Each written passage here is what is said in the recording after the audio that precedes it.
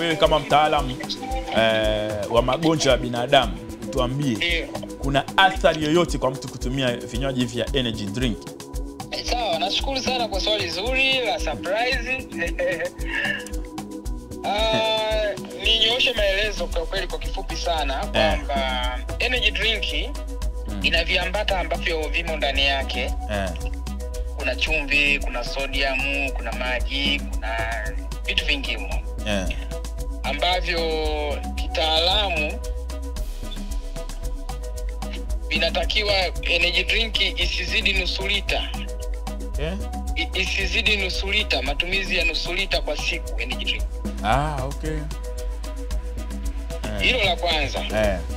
Lakini sio tu kwa watu wenye umri wa miaka 13, ali labda itakuwa tu ni mfano kwamba mtu kama anatumia akiwa na miaka 13 je akifikisha miaka 30 itakuwa hali mbaya, kwa sababu viambata vitu ambavyo vipo kwenye energy drink kama mtu atakuwa anatumia mara kwa mara atakaribisha magonjwa mengi kama pressure, figo kufeli na nini na vitu kama hivyo. Figo zitafeli, pressure itakuwa juu, matatizo ya sukari na nini. Kwa mimi ningependa kuwaambia watu wote ambao wako live wanatusikiliza kwenye hiki kipindi chetu cha elimu ya afya kwamba vitu ambavyo havifai ni vingi, sio tu energy drink. Yaani hata soda, bia, hakuna bia ambayo yenye afadhali. Yaani hakuna bia yenye afadhali, soda yenye afadhali au energy drink kwa ajili ya kubalance na nini. Kwa hiyo washabiki wetu wote wa Star Bongo wanaweza wakatuelewa kwamba energy drink ni kama kitu kimoja, item moja ambayo imetajwa kwamba itakuwa ina madhara makubwa. Kwa hiyo kila kitu tukisema tuvizuie vitu vyenye madhara, tutazuia kila kitu. Labda tuvitumie kwa kiasi. Energy drink tuitumie kwa kiasi. Tumesema kwamba tusitumie zaidi ya nusu lita kwa siku.